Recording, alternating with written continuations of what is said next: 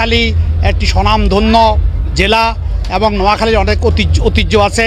নোয়াখালী বাংলাদেশের 35% revenue generate করে সারা বাংলাদেশের। সেই নোয়াখালীকে আমরা বিভাগের বাস্তবায়নের দাবিতে আগামী 12 তারিখ সকাল 10টা আমরা প্রেস ক্লাবে মানববন্ধন করব। এটা আমাদের প্রাণের দাবি। আমরা এখানে থাকবো ইনশাল্লাহ, আমি থাকবো, আপনারা সবাই থাকবেন। প্রিয় দেশবাসী, আপনারা জানেন 1992 সাল থেকে তরুণ নোয়াখালীর তরুণ প্রজন্ম নোয়াখালীকে বিভাগ ঘোষণার দাবিতে রাজপথে আন্দোলন করে আসছেন।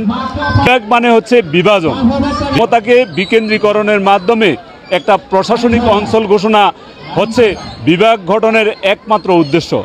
কুমিল্লাকে যদি বিভাগ করা হয়, আপনারা দেখবেন বিকেন্দ্রীকরণ না হয়ে একত্রীকরণ হয়ে যাবে।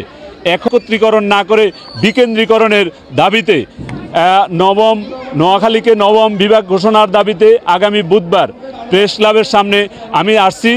আমি অ্যাডভোকেট আনোয়ার হোসেন থাকবো।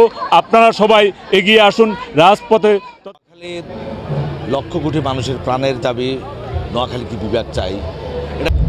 এই জেলাকে বিভাগ করতে হবে এবং এই লক্ষ্যেই আমরা নোয়াখালীর মানুষ আগামী বুধবার আমরা জাতীয় প্রেস ক্লাবের সামনে একত্রিত হব। আমি আসছি, আপনারা সবাই আসেন।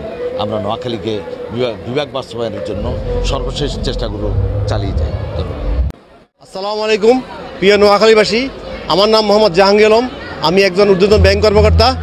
আমি আসলে আপনাদের সামনে উপস্থিত হয়েছি আগামী 12ই ফেব্রুয়ারি নোয়াখালী বিভাগ বাস্তবায়ন নিয়ে আমরা প্রেস ক্লাবে একটা প্রোগ্রাম একজোট হতে যাচ্ছি সবাই। এই নোয়াখালী 200 বছর পুরাতন নোয়াখালী, এই নোয়াখালীকে বিভাগ করার জন্যই আমিও আসছি, আপনি আসবেন ইনশাল্লাহ। সবাই আমরা একত্রিত হব। আমরা নোয়াখালী বিভাগ চাই, এর কোনো বিকল্প নাই। দেশের অন্যতম ধনী জেলা, তো গৌরব ঐতিহ্যে নোয়াখালী আসলে খুব ঐতিহ্যশীল। এই হিসাবেই বীরশ্রেষ্ঠ রুহুল আমিনের জেলা নোয়াখালী, মধু সাহেবের জেলা নোয়াখালী, আমাদের প্রাণের জেলাকে আমরা বিভাগ আন্দোলনের দাবিতে আগামী 12 ফেব্রুয়ারি সকাল 10টা জাতীয় প্রেস ক্লাবে আমি আসছি, আপনি আসছেন, তো আমরা সবাই মিলে এসে এই প্রাণের দাবিকে জোরদার করি। ধন্যবাদ।